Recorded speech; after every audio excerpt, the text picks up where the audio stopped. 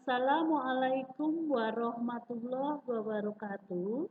Bertemu saya dengan Siti Eka Ermawati dalam pelajaran IPA kelas 9 materi elektrostatika. Elektrostatik atau listrik statis adalah listrik yang diam atau listrik yang tidak bergerak atau listrik yang tidak mengalir. Di sini ada percobaan sederhana yang membuktikan mengenai listrik statis. Listrik statis di sini ada penggaris plastik yang sudah digosok dengan rambut kalian, kemudian diletakkan di atas sobekan kertas kecil, maka sobekan kertas kecil tersebut dapat ditarik oleh penggaris plastik. Mengapa penggaris plastik yang digosok-gosok pada rambut dapat menarik serpihan kertas kecil? Untuk mendapat jawaban pertanyaan di atas, kita perlu memahami tentang atom. Atom. Zat atom. Partikel terkecil dari suatu unsur. Partikel penyusun atom di sini ada proton bermuatan positif, ada neutron bermuatan netral atau tidak bermuatan, ada elektron bermuatan negatif. Susunan partikel zat padat di sini padat dan rapat. Nah, di dalam partikel zat di sini, nah, bagiannya terkecil ini. Ini adalah atom. Nah, satu partikel. Nah, ini akan membentuk atom. Di dalamnya ada elektron, ada neutron, ada proton. Teori atom. Atom terdiri dari partikel-partikel antara lain proton, elektron, dan neutron. Proton dan neutron membentuk inti atom yang dikelilingi oleh elektron. Elektron dalam mengelilingi inti atom pada tingkat energi tertentu semakin jauh dari inti energi elektron semakin kecil. Atom netral jika jumlah proton sama dengan jumlah elektron. Atom bermuatan positif jika atom kekurangan elektron. Atom bermuatan negatif jika atom kelebihan elektron. Model atom yang pertama adalah atom hidrogen. Terdiri dari proton muatan positif, elektron bermuatan negatif. Ini atom helium terdiri dari neutron itu yang warna biru, proton yang warna merah, dan yang mengelilingi itu adalah elektron. Berapa jumlah proton pada atom helium di atas? Oke. Berapa jumlah elektron pada atom helium di atas? Ya, betul. 2. Terus, apakah atom helium di atas bermuatan listrik? Tidak. Mengapa atom helium di atas netral? Karena jumlah muatan positif sama dengan jumlah muatan negatif. Selanjutnya, atom litium. Atom litium terdiri dari 3 proton, 3 elektron, dan oke, benar. Apakah atom listrik di atas bermuatan listrik? Mengapa atom di atas netral? Nah, jawabannya kasih ini. Kesimpulannya jika demikian, bila mana atom dikatakan netral? Ya, atom dikatakan netral jika jumlah muatan positif sama dengan jumlah muatan negatif. Muatan listrik pada atom. Nah, ada natrium di sini, ada klor. Natrium. Atom artinya atom natrium memiliki 11 proton. Apakah atom natrium netral? Nah, ini maaf, ini salah, ini minus 17 memiliki 17 elektron.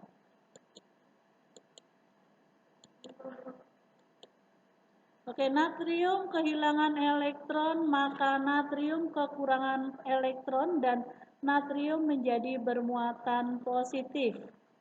Kesimpulannya, bila mana sebuah atom netral, maka menjadi bermuatan klor menerima elektron, maka klor kelebihan elektron dan klor menjadi bermuatan negatif. Lanjut. Oke.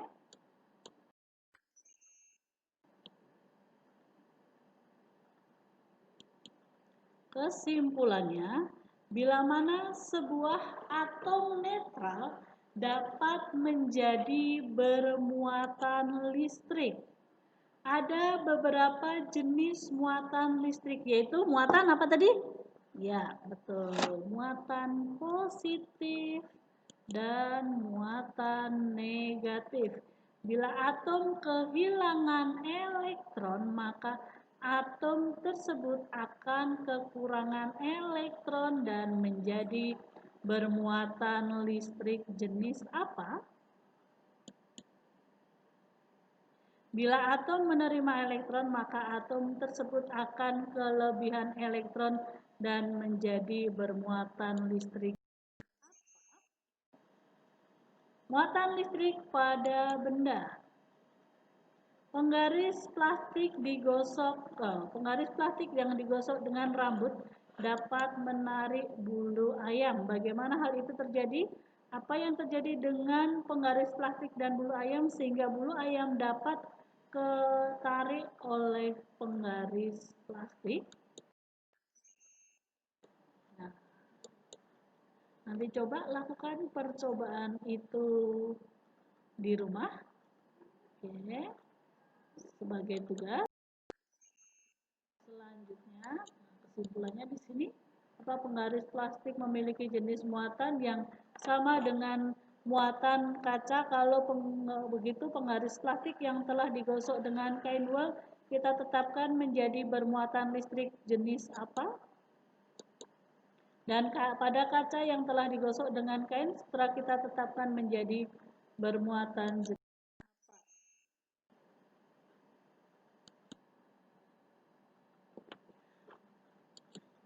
mendapatkan muatan listrik pada benda dengan menggosokkan. Nah, ini lihat ini. Nah, menggosokkan penggaris plastik dengan kain wol, ini contohnya. Apa plastik yang digosok dengan kain wol, maka plastik akan menjadi bermuatan listrik, ya kan? Negatif, karena elektron dari kain wol ini kan muatan negatifnya pindah ke sini, pindah ke plastik, penggaris plastik. Mendapat muatan listrik dengan cara menggosok. Nah, ini kain sutra, lihatin kain sutra. Nah, netral-netral kan? Kemudian kita dekatkan. Nah, kita gosok-gosok. Apa yang terjadi antara kain sutra dengan kaca, nah ini kaca. Kaca kehilangan elektron, lihatin tanda birunya sudah ada. Nah, tanda biru yang pada kaca itu pindah ke kain sutera.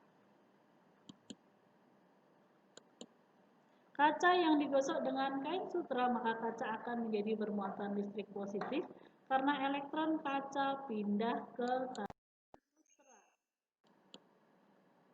Interaksi antara muatan. Nah, di sini ada kaca, didekatkan dengan kaca, apa yang akan terjadi? Oh, ditolak kacanya. Nah, muatan sejenis bila didekatkan akan saling tolak-menolak. Interaksi antara muatan. Nih. Nah, negatif dengan positif, apa yang terjadi? Oh, ternyata plastik dengan kaca dia ditarik. Muatan tidak sejenis bila didekatkan akan tarik-menarik. Nah, gaya tarik-menarik dan gaya tolak-menolak antara kedua muatan di sini dikenal dengan hukum Coulomb. Nih lihatin. Nah, dia menolak kan? Nah, lihatin. Lanjut. Nah, kalau positif dengan negatif, didekatkan dia akan saling tarik menarik. Lanjut. Besar gaya tarik menarik atau gaya tolak menolak sebanding dengan besar muatan masing-masing benda dan berbanding terbalik dengan kuadrat jarak kedua muatan. Ini adalah bunyi hukum Coulomb. Dirumuskan dengan F sama dengan K kali Q1 kali Q2 dibagi R kuadrat, atau biasa disingkat gini aja, F sama dengan kakiku retak-retak. F gaya Coulomb, Q muatan, R jarak, K ketetapan besarnya 9 kali 10 pangkat 9 Newton meter kuadrat per Coulomb. Contoh soal. Dua muatan benda masing-masing bermuatan listrik 3 mikrocoulomb dan min 2 mikrocoulomb yang terpisah sejauh 10 cm. Bila tetapan besar 9 kali 10 pangkat 9 Newton meter kuadrat per coulomb kuadrat, berapakah besar gaya tarik-menarik antara kedua muatan?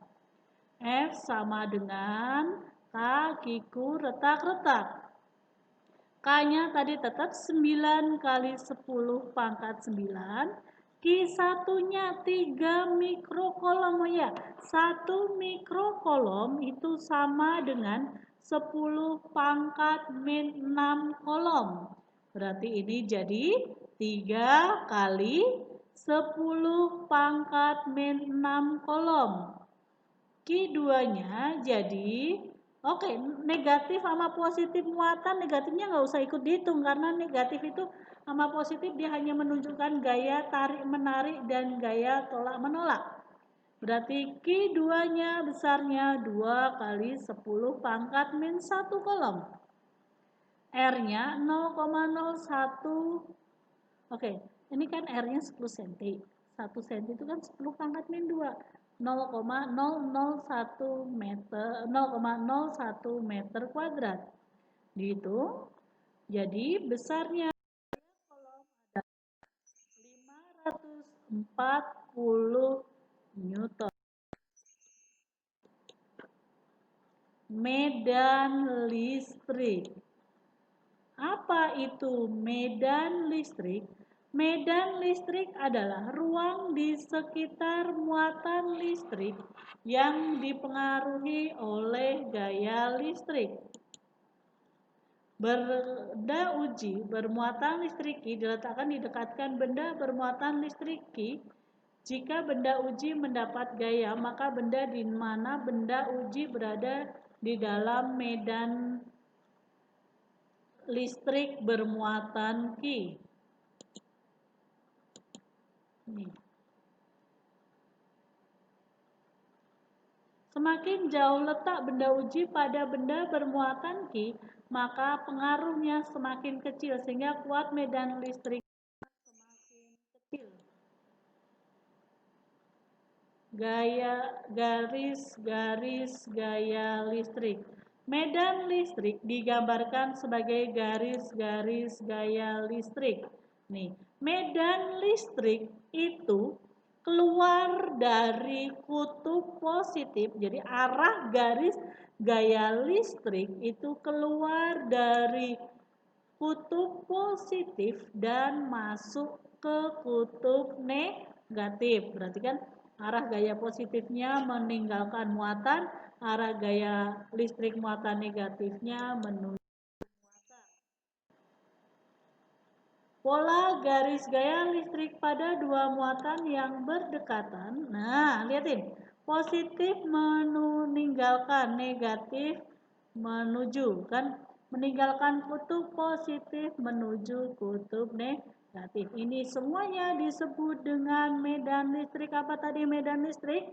Ruang atau daerah yang masih mengandung muatan listrik. Dilukiskan dengan garis-garis gaya listrik. Garis-garis gaya listrik keluar dari kutub positif masuk ke kutub negatif. Nih, positif begini. Nah, kalau negatif-negatif begini, mereka masuk-masuk. Keluar dari kutub positif, masuk negatif. Kuat medan listrik. Benda bermuatan listrik Q didekatkan benda uji bermuatan Q berjarak R. Besar kuat medan listrik di titik benda uji adalah gaya listrik yang ditimbulkan benda bermuatan dibagi muatan uji. Nih. E sama dengan F dibagi Q. Atau E sama dengan kaki per R kuadrat. E medan listrik satuannya Newton per kolom, Q muatan sumber satuannya kolom, R jarak dari benda satuannya meter, F gaya satu. Induksi listrik. Nah, ini netral. Ini muatan positif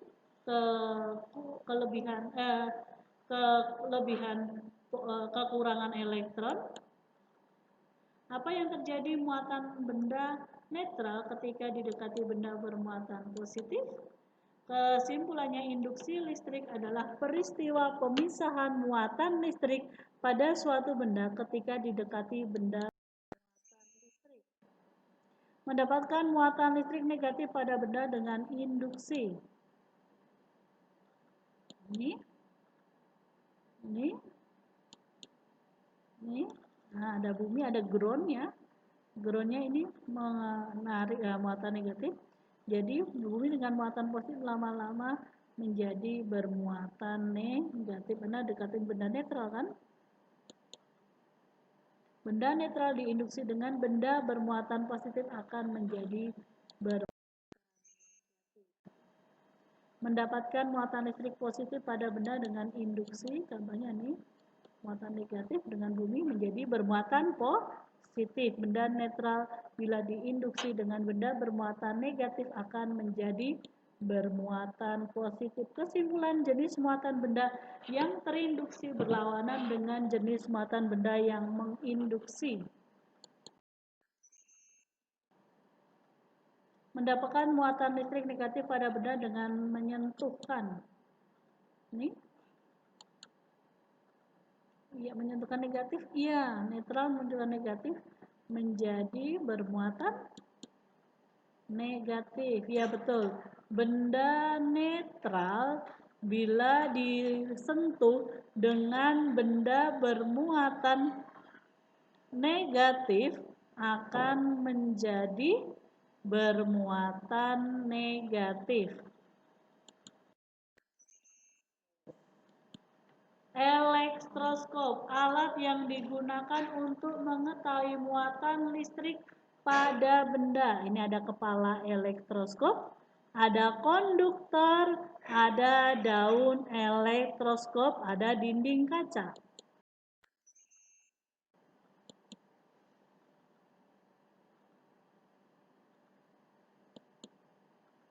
Nih, contoh cara membuat elektroskop sederhana nih, kamu coba kerjakan di rumah.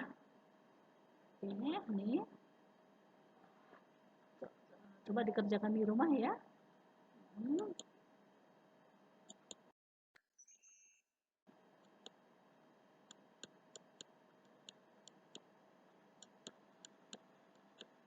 Nah, prinsip kerja elektroskop. Pada saat elektroskop netral, daun elektroskop menutup. Pada saat elektroskop bermuatan, daun elektroskop. Muatan listrik pada elektroskop dengan induksi. Netral. Didekatkan muatan positif. Muatan negatif pada ini naik ke atas, berarti kalau didekatkan muatan positif, kepala elektroskopnya jadi bermuatan negatif dan ininya menjadi daun elektroskopnya menjadi bermuatan positif. Nah, kalau didekatkan muatan positif, kepala elektroskopnya jadi negatif, daun elektroskopnya menjadi bermuatan positif dan maka daun elektroskopnya dia akan menutup. Lanjut.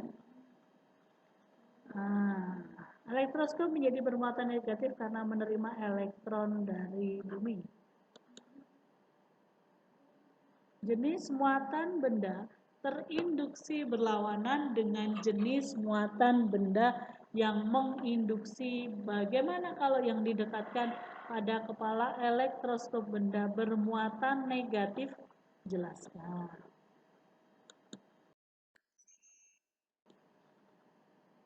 Nah, ini contoh elektrostatik yang kedua, yaitu kilat. Terjadinya kilat atau petir. Nah, kilat itu awan, awan itu menjadi bermuatan positif, maka rumah-rumah yang tinggi itu dipasang penangkal petir, bisa biar tidak tersambar petir. Nah, kan karena memiliki rumah memiliki hambatan yang besar, maka ketika dilewati elektroskop dalam jumlah yang besar, rumah akan mengalami kerusakan. Artinya rumah tersambar petir kalau nggak ada penangkal petirnya.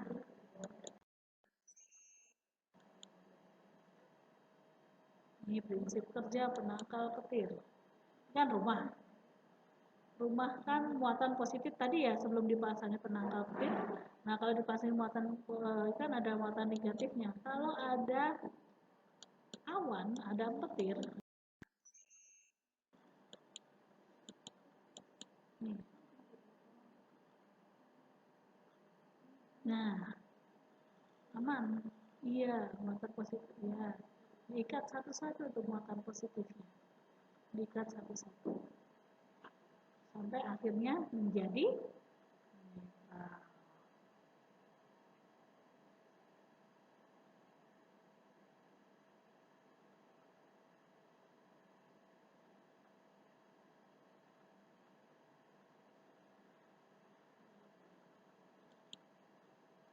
ketika rumah terinduksi oleh awan yang bermuatan sehingga atap rumah.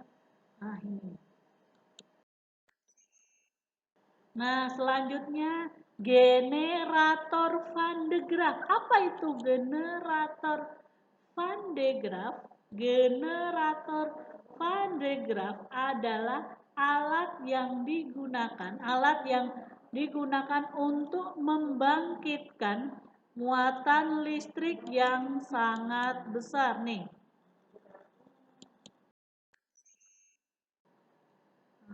Ini nanti kamu kerjakan di rumah ya nak ya. Oke.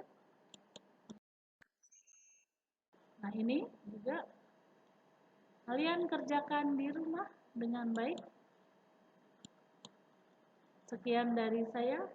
Wassalamualaikum warahmatullahi wabarakatuh.